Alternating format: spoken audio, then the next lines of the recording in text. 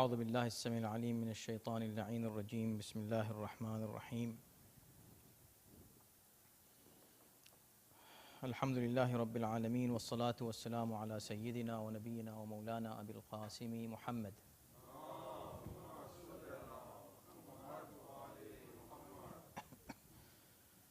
و آلہ الطیبین الطاہرین المعصومین.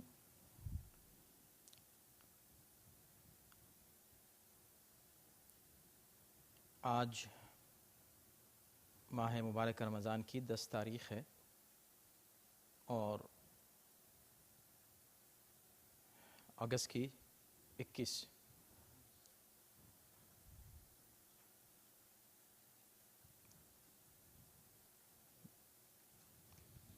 تو آج ہم انشاءاللہ سورہ مبارک آل عمران کی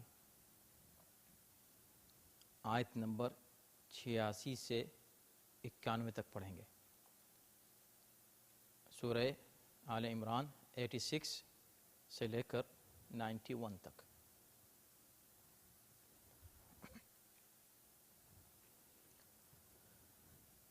اعوذ باللہ من الشیطان الرجیم بسم اللہ الرحمن الرحیم. كيف يهدي الله قوما كفروا بعد إيمانهم وشهدوا أن الرسول حق وجاءهم البينات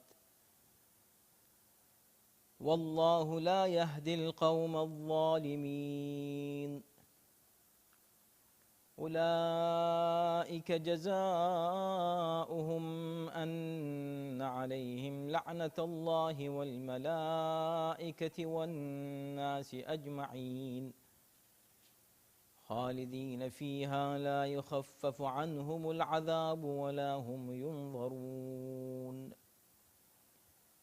إلا الذين تابوا من بعد ذلك وأصلحوا فإن الله غفور رحيم. إن الذين كفروا بعد إيمانهم ثم ازدادوا كفرا لن تقبل توبتهم وأولئك هم الضالون.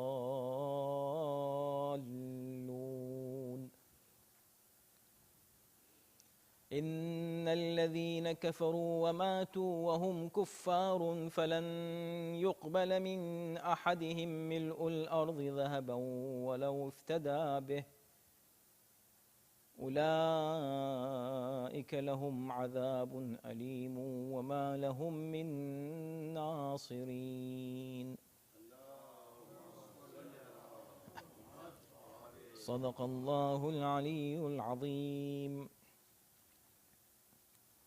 ارشاد ہو رہا ہے کہ اللہ ایسی قوم کی ہدایت کیسے کرے جو ایمان کے بعد کافر ہو جائے، حالانکہ وہ یہ گواہی بھی دے چکی ہو کہ یہ رسول برحق ہے اور ان کے پاس نشانیاں بھی آ چکی ہوں، اور اللہ ظالم قوم کی ہدایت نہیں فرماتا. ان لوگوں کی سزا یہ ہے کہ ان پر اللہ کی، ملائکہ کی اور تمام انسانوں کی لعنت ہے. وہ ہمیشہ اسی لعنت میں گرفتار رہیں گے اور ان کے عذاب میں کمی نہ ہوگی اور نہ ہی انہیں مہلت دی جائے گی، علاوہ ان لوگوں کے جو اس کے بعد توبہ کر لیں اور اپنی اصلاح کر لیں تو بے شک اللہ بخشنے والا مہربان ہے. بلا شبہ جن لوگوں نے کفر اختیار کیا اور ان کے کفر میں اضافہ ہوتا گیا ان کی توبہ ہرگز قبول نہ ہوگی اور یہی لوگ گمراہ ہیں. بے شک جو کافر ہو گئے اور اسی کفر کی حالت میں مر گئے، اگر وہ پوری زمین بھر کر بھی سونا بطور فدیہ دینا چاہیں تو قبول نہ کیا جائے گا. یہ وہ لوگ ہیں جن کے لیے دردناک عذاب ہے اور ان کا کوئی مددگار نہیں ہے.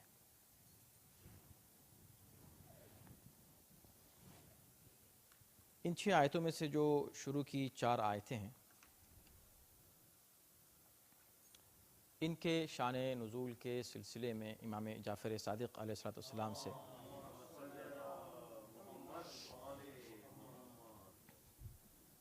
روایت ہے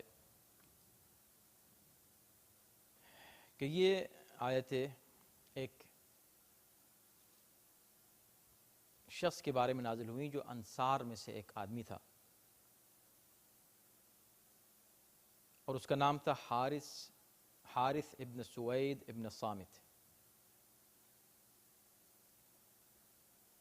اس نے ایک شخص کو قتل کیا جس کا نام تھا محضر ابن زیاد۔ ابھی اس نے دھوکے سے قتل کیا اور وہ مارا گیا، یا جس طرح بھی اس کے ہاتھ سے وہ مارا گیا۔ جب اس کے ہاتھ سے قتل ہو گیا اس انسان کا، تو یہ خوف سے کہ اب اس سے انتقام لیا جائے گا بھاگ کر مکے چلا گیا۔ تو آپ کو معلوم ہے کہ انصار کا تعلق مدینے سے ہے، اور مہاجرین کا اصل وطن جو ہے وہ مکہ تھا، تو یہ انصار میں سے تھا، اس کا وطن مدینہ ہے، اور یہ واقعہ مدینے میں ہوا، اور انتقام کے خوف سے یہ بھاگ کر مکے چلا گیا۔ مکہ اس زمانے میں کفر کا گڑھ تھا، اور مدینہ اسلام کا گڑھ تھا، پیغمبر اسلام مدینے میں تھے۔ یہ بھاگ کر مکے گیا جہاں کفر ہی کفر تھا، کافر ہی کافر تھے۔ وہاں پہنچ کر وہ نہ صرف یہ کہ بھاگا وہاں سے، بلکہ یہ ہوا کہ اس نے اسلام چھوڑ دیا، مرتد ہو گیا۔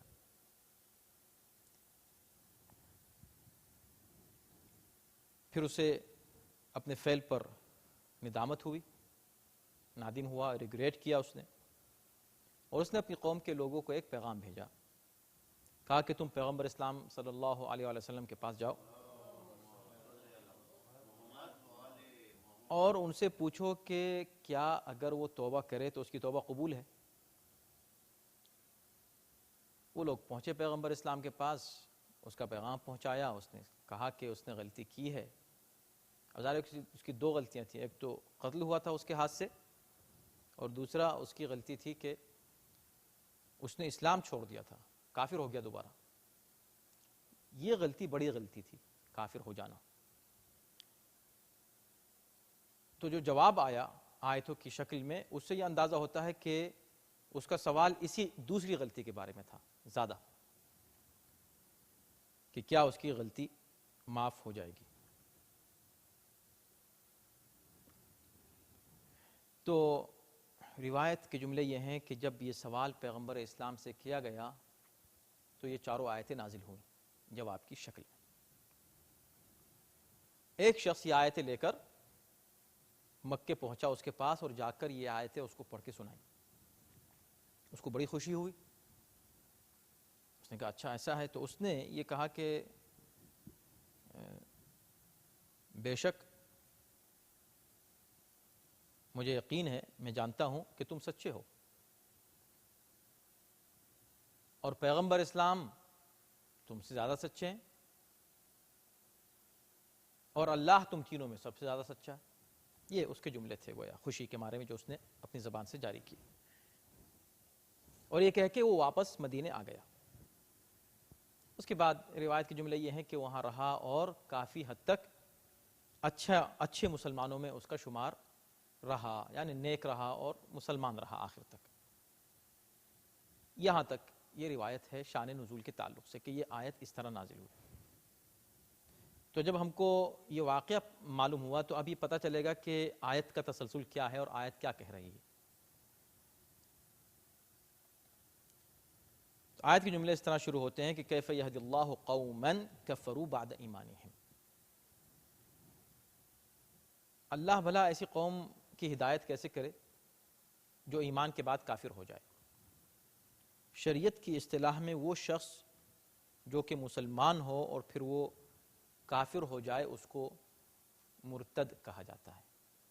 بہت سے لوگ اس کو مرتد کہتے ہیں، مرتد نہیں، مرتد، ارتداد سے، اور یہ بھی اصل میں قرآنی اصطلاح ہے۔ قرآن نے یہ اصطلاح استعمال کی ہے متعدد مقامات پر۔ مرتد رد سے، اس کو آپ سمجھیں کہ اس کا جو روٹ ورڈ ہے وہ رد ہے، رد یعنی پلٹ جانا یا پلٹانا۔ تو چونکہ وہ مسلمان ہو کر پلٹ جاتا ہے لہٰذا وہ مرتد ہے. مرتد کی سزا بہت سخت ہے اسلام میں. اس پر ایک بہت بڑی ڈیبیٹ ہے. ابھی ہم فی الحال اس میں انٹر نہیں ہو رہے ہیں, دیکھتے ہیں کتنا وقت ہوگا ہمارے پاس. لیکن اس پہ کافی حد تک اعتراضات اسلام پر ہوتے ہیں کہ اسلام مرتد کی بہت سخت سزا رکھتا ہے. مرتد کی دو قسم ہیں اسلام میں. ایک کو کہتے ہیں مرتد فطری اور ایک مرتد ملی. فطری اور ملی یہ دو طرح کے مرتد ہیں. مرتد جو فطری ہے اس کی سزا بہت بڑی ہے اور اس کی کوئی معافی نہیں ہے. اس کا ذکر بعد میں آ رہا ہے. اور ایک مرتد فطری ہے, ایک مرتد ملی ہے. مرتد ملی کی سزا کم ہے. اور اس کے بعد اگر ہم سزاؤں میں جائیں گے اور تفصیل میں جائیں گے تو شاید اس میں وقت زیادہ چلا جائے. مختصر یہ کہ عورتوں کے تعلق سے سزا بہت خفیف ہو جاتی ہے. یہ جتنی بھی سخت سزائیں وہ مرد جو پلٹ جائیں, مرتد مردوں کے لیے. مرتد عورتوں کے لیے سزائیں کم ہیں. اب کیوں کم ہیں؟ اس کا ریزن یہ ہے کہ عمومی طور پر سزائیں جو عورتوں کو دی جاتی ہیں اسلام میں وہ مردوں کے مقابلے میں بہت کم ہیں. مرتد فطری وہ ہے کہ جو مسلمان ماں باپ کے یہاں پیدا ہوا, مسلمان گھر میں پیدا ہوا, پیدائشی مسلمان کہیے اس کو, اور بڑا ہوا اور بڑا ہونے کے بعد وہ مسلمان رہا اور کافر ہو گیا. یہ ہے مرتد فطری. اس کی سزا بہت زیادہ اور اس کی کوئی معافی نہیں ہے, چاہے وہ کتنی بھی معافی طلب کر لے. حد یہاں تک ہے کہ اگر اس کو اللہ معاف بھی کر دے اور قیامت میں اس کے لیے کوئی سزا باقی نہ بھی رہ جائے تو بھی اس کو یہاں کی سزا بھگتنی پڑے گی. بہت سخت, اس میں کوئی کمپرومائز اس میں نہیں ہے. اور اسی پر زیادہ اصل میں اعتراض ہوتا ہے. اس کے بعد دیکھیں مرتد فطری. اکثر ٹی وی چینلز پر اور انٹرنیٹ کے اوپر کافی اس موضوع کے اوپر ڈیبیٹ رہتی ہے اور اسلام پر اس پہ اعتراض ہوتا ہے. مرتد فطری کے بعد جو دوسرا ہے وہ ہے مرتد ملی. مرتد ملی وہ ہے کہ جو کافر تھا مسلمان ہو گیا پھر کافر ہو گیا, تو اوریجنلی وہ مسلمان نہیں تھا, وہ مرتد ملی کہلاتا ہے. اس کی سزا وہ نہیں ہے جو مرتد فطری کی, اس کی سزا زیادہ ہے, اس کی کم ہے. بہر کیف سزا تو ہے. اب اس کی سزا کیوں ہے, اس کے بہت سے اسباب ہیں. ان میں سے مختصر یہ کہ ایک سبب جو بنیادی سبب ہے وہ یہ ہے کہ اسلام عقل اور فکر کا مذہب ہے. اسلام زور زبردستی کا مذہب نہیں ہے. اسلام ایسا مذہب نہیں ہے کہ آپ کو زبردستی کسی نے مسلمان بنا لیا ہو. آپ عقل سے مسلمان ہوئے ہیں اور سوچ سمجھ کے آپ مسلمان بنے ہیں. اب جب آپ چھوڑ کر جا رہے ہیں تو آپ یقینی طور پر اسلام چھوڑنے کا ریزن عقل نہیں ہے آپ کی نظر میں, کوئی اور وجہ ہے, کوئی اور مقصد ہے کہ جس کا نتیجہ بہرحال معاشرے میں فساد اور فتنہ ہے. اور تحقیق کی جاتی ہے تو وہ بات ثابت ہوتی ہے اب تک جتنے لوگ مرتد ہوئے ہیں تو اس کا اسباب فتنہ و فساد اور دنیا داری اس طرح کی چیزیں ہیں. جیسے پیغمبر اسلام کی شان میں گستاخی کرنے والے بہت سے لوگ جنہوں نے ان کی شان میں گستاخی کی اور وہ اوریجنلی مسلمان تھے, تو ان کا مقصد صرف یہ تھا کہ وہ پیسہ کمائیں اور مسلمانوں کو اذیت پہنچائیں اور ایک فتنہ کریٹ کریں. تو فتنے کے سوا ان کا کوئی مقصد نہیں ہوتا. بار کیفیت ہوتی ہے, ہماری بحث سے خارج ہے اور ہم نے اتنا بیان کر دیا, اتنا کافی ہے فی الحال مرتد کے تعلق سے. یہاں یہ آیتیں جس واقعے کی طرف اشارہ کر رہی ہیں وہ ظاہر ہے کہ مرتد تھا, وہ مرتد ہو گیا. اب آپ سوچیں کہ یہ مرتد جو ہوا یہ مرتد ملی تھا, مرتد فطری نہیں تھا, اس لیے کہ یہ مسلمان ہوا تھا. مسلمان ہونے کے بعد اس کے ہاتھ سے ایک قتل ہوا, ایک غلطی ہوئی اس سے, اور وہ بھاگ کر واپس چلا گیا کافروں میں اور وہ کافر ہو گیا. تو کافر تھا، مسلمان ہوا، کافر ہو گیا، تو اس کی سزا وہ نہیں تھی جو مرتد ملی کو ملنی چاہیے، مرتد فطری کو جو ملنی چاہیے۔ چنانچہ جب اس نے سوال کیا تو آیت نازل ہوئی کیف یہدی اللہ قوما کفروا، یہ کیسے ہو سکتا ہے کہ اللہ ایسے قوم کی ہدایت کرے جو ایمان کے بعد کافر ہو جائے۔ تو 4 آیتیں ہیں، آخری آیت میں اس کو گویا کہ معافی کا اعلان کیا گیا، جس کے بعد وہ خوش ہو کے واپس آ گیا کہ ہاں ٹھیک ہے بھائی مجھ کو معاف کر دیا جائے گا۔ لیکن اس سے پہلے کہ یہ کہا جائے کہ ہاں اس کو معاف کر دیا جائے گا، یہ تسلسل ہے آیتوں کا جو قابل توجہ ہے، اور وہ یہ ہے، یہ کہنا کہ اللہ کیسے ایسی قوم کو معاف کر دے گا جو ایمان کے بعد کافر ہو جائے۔ وَشَهِدُوا أَنَّ، اور گواہی بھی دی ہے، اس سے پہلے گواہی دے چکے ہیں بھئی کافر کا مطلب کیا ہے، وہ کہہ دے کہ نہ اللہ موجود ہے اور نہ ہی رسول اللہ کے رسول ہیں، نہ قرآن اللہ کی کتاب ہے، کافر ہو گیا، ہر چیز کا انکار کر دیا۔ کچھ لوگ اس طرح کے بھی مرتد ہوا کرتے تھے اس پرٹیکولر کیس کے علاوہ، کہ جو مرتد ہوئے اور مرتد ہونے کے بعد انہوں نے یہ اعلان کیا کہ بھئی اب ہم کو صحیح راستہ ملا ہے۔ اگر آپ کو یاد ہوگا اس سے پہلے اہل کتاب کے تعلق سے یہ بات کہی گئی ہے کہ انہوں نے یہ پلان کیا تھا کہ ہم صبح کو جائیں گے اور جا کے مسلمان ہو جائیں گے اور شام کو واپس اپنے مذہب پر آ جائیں گے تاکہ لوگوں کو کنفیوز کریں مسلمانوں کو، اور ان سے کہہ دیں گے بھئی اب ہم کو صحیح راستہ ملا، ہم تو دھوکے سے ہم سمجھے تھے کہ اسلام صحیح حق مذہب ہے، اسلام قبول کر لیا تھا، لیکن بعد میں ہم کو پتہ چلا کہ اسلام صحیح نہیں ہے، اب ہم واپس دوسرے مذہب پر آ گئے،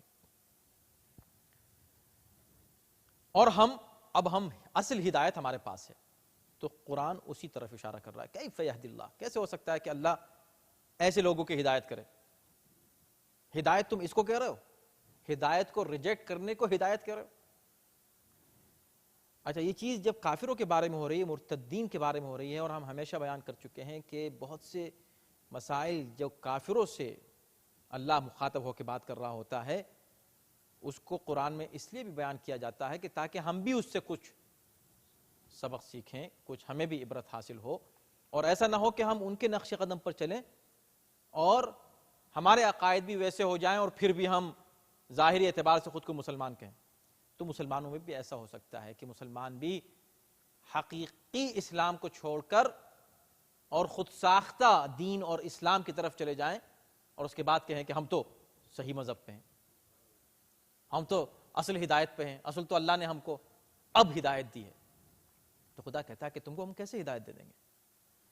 کیونکہ یہاں پر کیفا کے اوپر کچھ لوگوں نے یہ بحث کی ہے کہ اللہ کیسے ہدایت دے دے گا، تو کیا یہ اللہ مجبور ہے؟ کیسے دے دے گا؟ بھئی ہم جیسا آدمی اس طرح کی بات کرتا ہے کہ ہم یہ کام کیسے کر لیں گے، ہم وہاں کیسے چلے جائیں گے، یعنی کہ ہم نہیں جا سکتے، اللہ کیسے ان کی ہدایت کر دے گا، یعنی اللہ نہیں کر سکتا؟ نہیں، ایسا نہیں ہے۔ اللہ کیسے ہدایت کرے گا کا مطلب یہ کہ ایسے انسان جو خود دعویٰ کر رہے ہوں کہ بھئی ہم ہدایت یافتہ ہیں، اللہ ان کی ہدایت کیسے کر دے گا؟ کیسے یہ ہدایت یافتہ ہیں؟ سوچنے کی بات ہے۔ کفروا بعد ایمانہم، پہلے جہاں تھے وہ ایمان تھا، مومن تھے، اب وہ کافر ہو گئے، وہ کہہ رہے ہیں الٹا یہ کہہ رہے ہیں کہ ہم ہدایت یافتہ ہیں۔ وشہدوا، انہوں نے یہ گواہی دی تھی، ان الرسول حق، کہ رسول حق ہے، وجاءہم البینات، سب باتیں چھوڑو، سب سے بڑی بات یہ ہے کہ وجاءہم البینات، ان کے سامنے نشانیاں آئیں، یعنی دلیلیں۔ آج بھی اگر کوئی شخص کہتا ہے کہ بھئی میں کافر ہوں، یہ کافر کیوں ہے؟ اسلام کو میں نہیں مانتا، کیوں نہیں مانتا؟ بس اچھا نہیں لگتا، تحقیق کیا ہے اسلام کے بارے میں، غور کیا ہے اسلام کے بارے میں، ریسرچ کی ہے اسلام کے بارے میں، نہیں، بس میڈیا سے سنا ہے، ٹی وی سے سنا ہے، اخباروں میں پڑھا ہے، تو ایسا شخص ذمہ دار ہوگا۔ اور خود ہم بھی اگر کسی مذہب کے بارے میں بس چونکہ سنا ہے لہٰذا اس کو برا کہہ رہے ہیں، نہیں، تحقیق کرنے کی ضرورت ہے، معلومات کرنے کی ضرورت ہے۔ کوئی مذہب صرف اس لیے برا نہیں ہے کہ بس وہ اس کا کوئی ایک خاص نام ہے اس لیے، نہیں۔ جاءہم البینات کا مطلب یہ ہے کہ دلیلیں ان کے پاس آ چکی ہیں اسلام کی حقانیت کے بارے میں، انہوں نے ان دلیلوں کو دیکھا ہے، معجزات کو دیکھا ہے، آیتوں کو دیکھا ہے، بالکل ایویڈنس ان کے سامنے ہے۔ اب تم جب چھوڑ کر جا رہے ہو تو علاوہ شرارت کے اور فساد کے اور کیا ہو سکتا ہے؟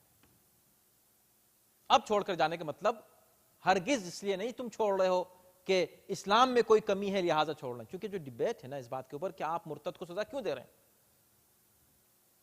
آزاد رہنے دیں, جو مذہب چاہے اختیار کرے, آپ کیوں اس پہ زبردست نہیں تم مسلمان ہو تم مذہب نہیں چھوڑو گے, یہ کیا بات ہوئی؟ وجہ اس کی یہ ہے کہ اسلام کا دعویٰ ہے اور کسی اور مذہب کا دعویٰ نہیں ہے. یہ اسلام کا دعویٰ ہے کہ اسلام based on logic and reasoning. اب جب آپ اسلام کو چھوڑ رہے ہیں تو اس کو آپ کو دلیل دینی پڑے گی کہ کیوں چھوڑ رہے ہیں, اور جب آپ کے پاس دلیل نہیں ہوگی تو آپ کو سزا دی جائے گی. دوسرے اس کا ایک اور ریزن جب بات آ گئی ہے تو عرض کر دیں تاکہ کنفیوژن نہ رہے کہ دیکھیں اسلام ایک نظام ہے. اسلام کو لوگ کمپیئر کرتے ہیں ریلیجنس سے, ادر ریلیجنس سے.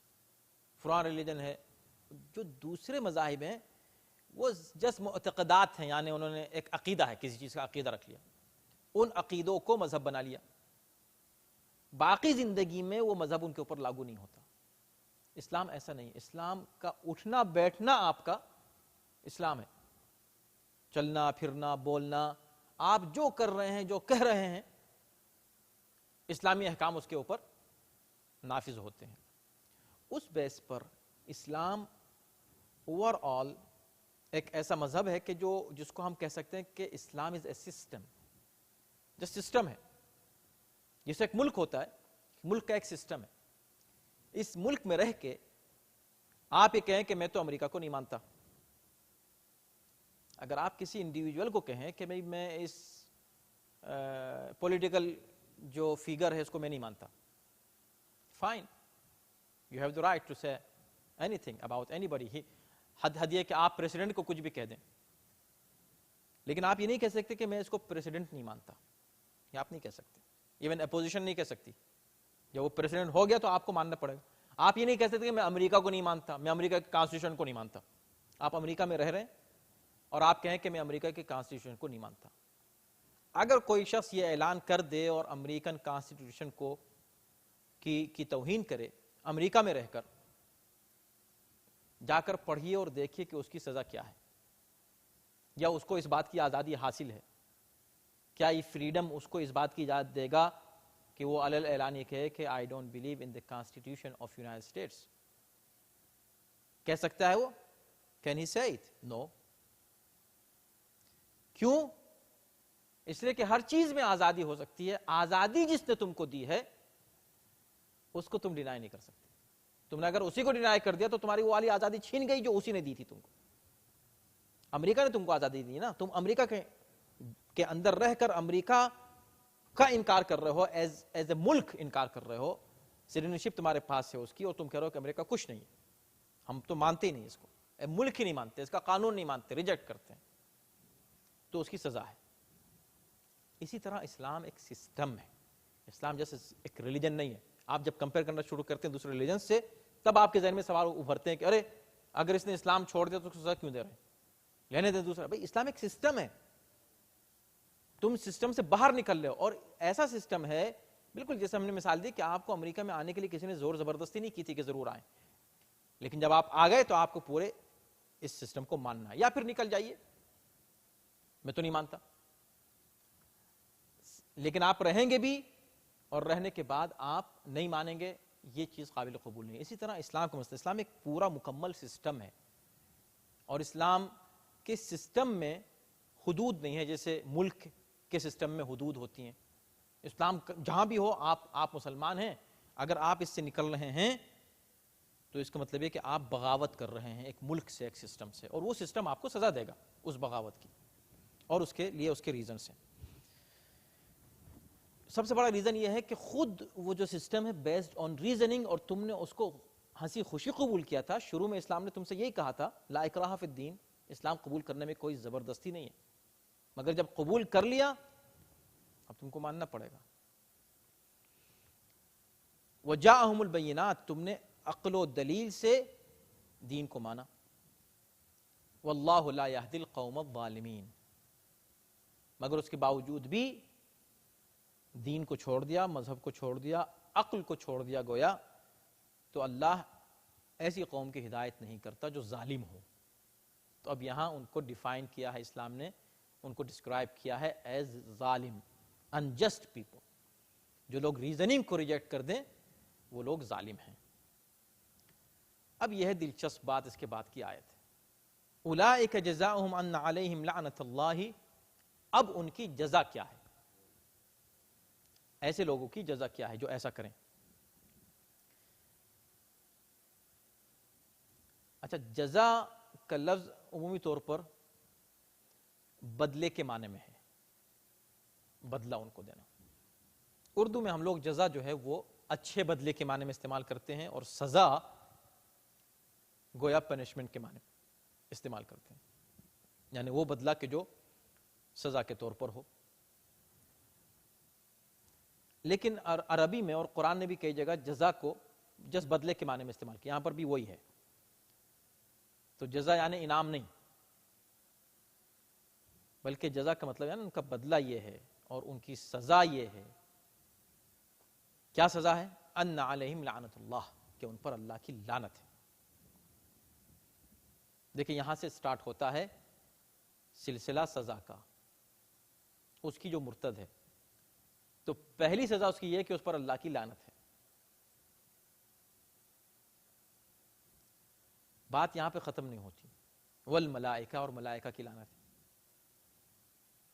چلیں اللہ کی ہو ملائکہ کی ہو، نہیں، والناس اجمعین، تمام انسانوں کی لعنت ہے۔ اس میں جو بات قابل غور ہے اور توجہ ہے وہ یہ ہے میرے دوستو کہ بہت سے لوگ، کچھ لوگوں کو جو قابل لعنت ہیں ان کو بچانے کے لیے یہ اعتراض کرتے ہیں کہ بھئی ٹھیک ہے اگر وہ ہیں بھی لائق لعنت تو آپ کیوں لعنت کر رہے ہیں؟ اللہ کو لعنت کرنے دیجئے، قرآن میں اللہ نے لعنت کی ہے۔ جب ہم یہ کہتے ہیں کہ بھئی لعنت کوئی گالی نہیں ہے بھائی، لعنت کا مطلب ہے اظہار براءت، اللہ سے یہ دعا کرنا کہ وہ اپنی رحمت سے اس کو دور کر دے، اس کو کہتے ہیں لعنت۔ تو اگر ہم کسی پر لعنت کریں جو ظالم ہو، دیکھیں واللہ لا یہدی القوم الظالمین، اللہ ظالم قوم کی ہدایت نہیں کرتا۔ بات شروع کہاں سے ہوئی؟ کافروں سے۔ تو ہونا یہ چاہیے تھا کہ اللہ کافر قوم کی ہدایت نہیں کرتا، یہ بات ہونی چاہیے تھی۔ مگر قرآن کا جو تسلسل ہے، اس کا جو سٹرکچر ہے، اس کا جو سسٹم ہے، اور اس کا جو معجزہ ہے اور اس کا جو میریکل ہے وہ یہی ہے کہ آپ ایک سے ایک بات کو جوڑیں اور عقل کو استعمال کریں تو آپ کو بہت سے مسائل سمجھ میں آئیں گے۔ کفر سے بات شروع ہوئی، ظلم پہ بات ختم ہوئی، کافروں کی بات ہو رہی تھی اور اختتام کہاں ہوا کہ اللہ ظالم قوم کی ہدایت نہیں کرتا۔ ایک ہی آیت میں بات ہوئی، کیوں؟ اس لیے کہ اس سے فوراً ایک اور چیز بات فوراً کہی جا رہی ہے کہ ان لوگوں پر اللہ کی لعنت ہے۔ تو اگر یہاں پر اللہ یہ کہتا کہ اور اللہ کافر قوم کی ہدایت نہیں کرتا اور ان پر اللہ کی لعنت ہے، تو کوئی یہ کہتا کہ یہ لعنت لمیٹڈ ہے صرف کافروں کے لیے، لیکن اللہ نے لفظ ظالم استعمال کیا۔ اب ظالم کا لفظ جو ہے وہ اپلائی ہوتا ہے ہر اس شخص پر جو کسی طرح کے بھی ظلم کرے، صرف کافر نہیں، یعنی مسلمان بھی کافر ہو سکتا ہے۔ جب وہ بھی کافر ہو سکتا ہے وہ بھی ظالم ہو سکتا ہے، مسلمان بھی ظالم ہو سکتا ہے۔ جب وہ ظالم ہو سکتا ہے تو اس پر بھی لعنت ہو سکتی ہے۔ تو لعنت کس پر ہو سکتی ہے؟ جو ظالم ہو۔ اور جگہ جگہ قرآن نے الا لعنت اللہ علی الظالمین، ٹھیک ہے، تو اللہ کی لعنت۔ تو لوگوں نے کہا، اکثر لوگ یہ کہتے ہیں، آپ نے سنا بھی ہوگا کہ بھئی ٹھیک ہے آپ لعنت کی بات کرتے ہیں اور قرآن میں لعنت ہے، لیکن وہ اللہ لعنت کرتا ہے، آپ کیوں کر رہے ہیں؟ ہم نے کہا فرشتوں نے بھی لعنت کی ہے۔ بھئی وہ فرشتے ہیں، آپ کوئی فرشتے ہیں جو آپ لعنت کرتے ہیں؟ اللہ نے کہہ دیا والناس اجمعین، اور تمام انسان لعنت کرتے ہیں ان لوگوں پر جو ظالم ہیں۔ تو ظالم پر لعنت کرنا اللہ کی سنت ہے، فرشتوں کی سنت اور عادت ہے، اور انسانیت کی علامت ہے۔ اور کمال کی بات یہ ہے کہ الناس اور لفظ اجمعین، تمام انسانوں کی لعنت ہے۔ یہ نہیں کہا کہ مسلمانوں کی لعنت ہے، یہ نہیں کہا کہ بڑے نیک انسانوں کی لعنت ہے، تمام انسانوں کی لعنت ہے۔ کا مطلب کیا ہوا؟ بھئی لعنت، دیکھیں نماز مسلمان پڑھتا ہے، روزہ مسلمان، یا ایھا الذین آمنوا کتب علیکم الصیام، اے ایمان والو تمہارے لیے روزے فرض کیے گئے ہیں، کافروں پہ نہیں ہے فرض روزے۔ جتنے اعمال حج مسلمانوں کے لیے واجب ہے، کافروں کے لیے واجب نہیں ہے۔ لیکن لعنت اسلامی فریضہ نہیں ہے، لعنت انسانی فریضہ، یعنی لعنت وہ کرے گا جو انسان ہوگا۔ اگر انسانیت ہی ختم ہو جائے تو پھر لعنت بھی ختم ہو جائے گی، پھر کوئی کہے گا نہیں بھائی لعنت مت کرو، لعنت مت کرو۔ لعنت انسانی فریضہ ہے، مگر کس پر؟ ظالم پر۔ تو اب جو بھی ظالم آ جائے، اور جتنا بڑا ظالم ہوگا اتنی بڑی لعنت اس کے اوپر ہوگی، جتنا زیادہ ظلم کرے گا اتنی زیادہ اس کے اوپر لعنت ہوگی، اور لعنت کرنا انسانیت کا فریضہ ہو جائے گا، نہ صرف اسلامی فریضہ۔ اس لیے اللہ نے والناس اجمعین کا لفظ استعمال کیا۔ خالدین فیہا، اب ایک سبحان اللہ کیا قرآنی واقعاً جو بلاغت ہے وہ بہت دلچسپ ہے۔ اب آپ دیکھیں، ہم نے خود یہ اعتراضات سنے ہیں لوگوں سے، وہ یہ کہتے ہیں کہ چلیں ہم نے یہ بھی مان لیا کہ آپ بھی لعنت کر سکتے ہیں، لیکن آپ یہ تو سوچیں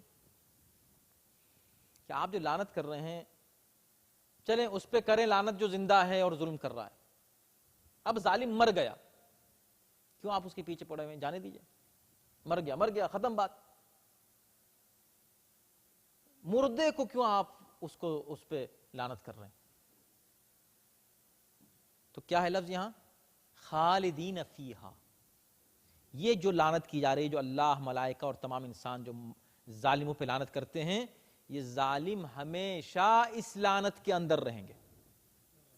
ہمیشہ رہیں گے کا مطلب یہ نہیں کہ صرف زندگی میں رہیں گے، مرنے کے بعد بھی ان پر وہ لعنت باقی رہے گی۔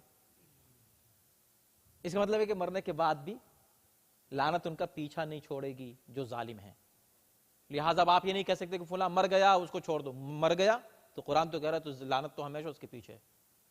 خالدین فیہا، خالدین فیہا یعنی جس طرح جنت کے لیے اور جہنم کے لیے اللہ نے خالدین فیہا کا لفظ استعمال کیا، ایسے ہی لعنت کے لیے، ظالموں کے لیے استعمال کیا ہے کہ خالدین فیہا، کہ وہ اس لعنت میں ہمیشہ گرفتار رہیں گے، ہمیشہ مبتلا لعنت رہیں گے۔ لا یخفف عنہم العذاب، اور ان سے عذاب کی تخفیف نہیں ہوگی، ان کے اوپر جو پنشمنٹ ہے، اس کا مطلب ہے کہ یہ جو لعنت ہے ایک طرح کا ان کے وہ پنشمنٹ ہے اور وہ عذاب ہے جو کم نہیں ہونے والا ہے۔ ولا ہم ینظرون، ان کو مہلت بھی نہیں دی جائے گی، مہلت دے دے، تھوڑا سا ٹائم دے دے، غلطی ہو گئی پھر چلے جائیں دوبارہ، نہیں، وہم لا ینظرون، انہیں موقع نہیں دیا۔ الا الا، اب یہاں پر آتی ہے چوتھی آیت۔ یہ چوتھی آیت ہے جو اس شخص کے بارے میں، حارث ابن سوید کے بارے میں نازل ہوئی، لیکن یہ ظاہر ہے جنرل ہے، واقعہ ہوتا ضرور ہے کوئی ایک، لیکن آیت کا اسٹائل جنرل ہوتا ہے سب کے لیے، ہمیشہ کے لیے۔ الا الذین تابوا من بعد ذلک واصلحوا، یہ ساری باتیں ان کے لیے ہیں جو مومن تھے پھر کافر ہو گئے، ان کو یہ سب سزائیں مل رہی ہیں۔ الا الذین، لیکن یہ چیزیں اس پہ اپلائی نہیں ہوتی کہ جو توبہ کر لے، نہ صرف توبہ کر لے، وہ اصلحوا، وہ اپنے معاملات کی اصلاح کر لے، اپنے حالات کی اصلاح کر لے، اس نے جو غلطیاں کی ہیں ان کو فکس کر لے۔ فإن اللہ غفور رحیم، اگر ایسا کر لے تو اللہ بخشنے والا اور رحمت نازل کرنے والا ہے۔ اس سے یہ استنباط کرتے ہیں فقہا کہ وہ کافر کہ جو کافر وہ مرتد جو کہ مرتد ملی ہے، اس کی سزا وہ نہیں ہے جو مرتد فطری کی ہے، اس لیے کہ اس کو گویا کہ معاف کرنے کی بات قرآن نے کی ہے کہ اس کو معاف کیا جا سکتا ہے۔ لیکن یہ تو بات ہو گئی اس کی الا الذین تابوا، کہ جو توبہ کر لے اور اپنے معاملات کی اصلاح کر لے اور جو غلطیاں اس سے ہو گئی تھیں ان کو فکس کر لے، اور یہ طے کر لے کہ آئندہ وہ ایسی غلطیاں نہیں کرے گا۔ اب آتا ہے اس کے بعد کی آیت کا مسئلہ، کہ نہیں کچھ لوگ ایسے ہیں کہ ان الذین کفروا بعد ایمانہم، تو ایک گروپ تو وہ ہو گیا کہ جو مرتد ہوا لیکن بعد میں اس نے توبہ کر لی، یہ بات ہوئی ان کے بارے میں۔ اب ایک گروپ وہ ہے کہ ان الذین کفروا بعد ایمانہم ثم ازدادوا کفرا، وہ لوگ کہ جنہوں نے کفر کیا ایمان کے بعد اور پھر وہ اپنے کفر پر قائم رہے، نہ صرف قائم رہے بلکہ ازدادوا کفرا، ان کے کفر میں اضافہ ہوتا چلا گیا۔ ان کی شرارت میں، ان کے فساد میں، ان کے کفر میں، ان کی زیادتی میں، ان کے ظلم میں اضافہ ہوتا چلا گیا.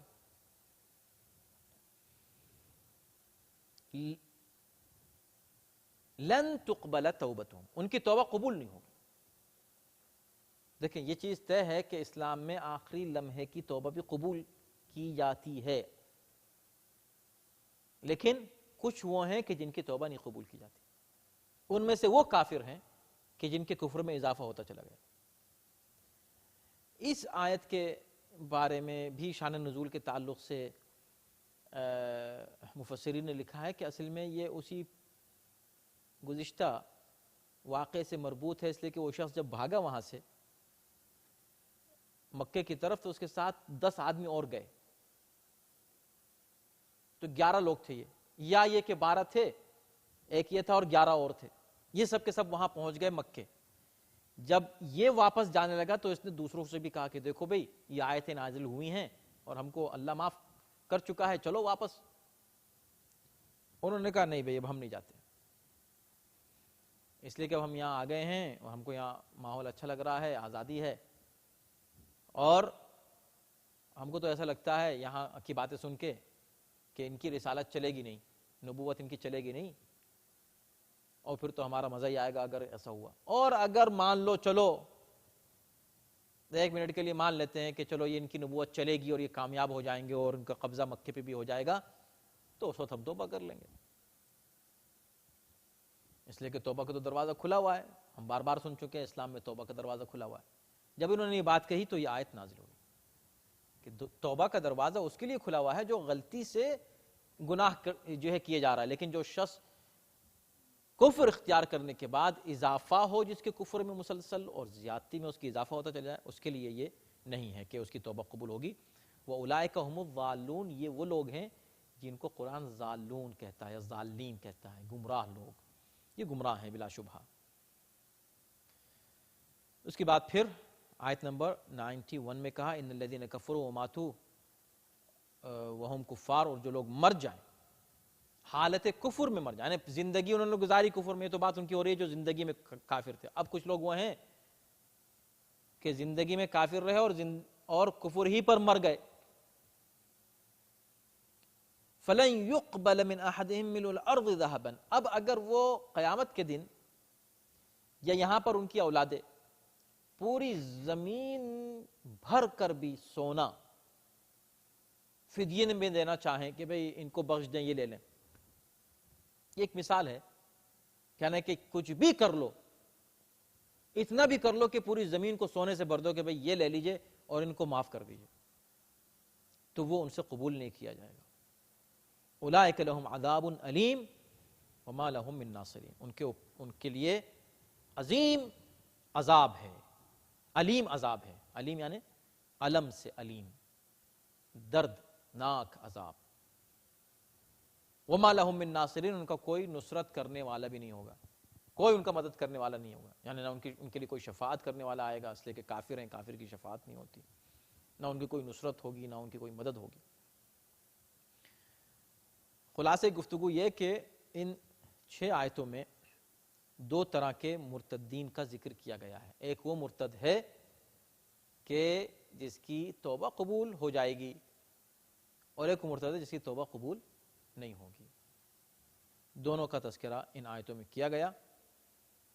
اور جہاں پر ہم نے تمام کیا سورہ آل عمران کی آیت نمبر 91، یہاں آج 3 پارہ ختم ہوتا ہے. آج 3 پارہ ختم ہوا ہے، اور انشاءاللہ آئندہ ہفتے سے ہم 4 پارہ شروع کریں گے رمضان کی برکت سے. صلوات بر محمد و آل محمد.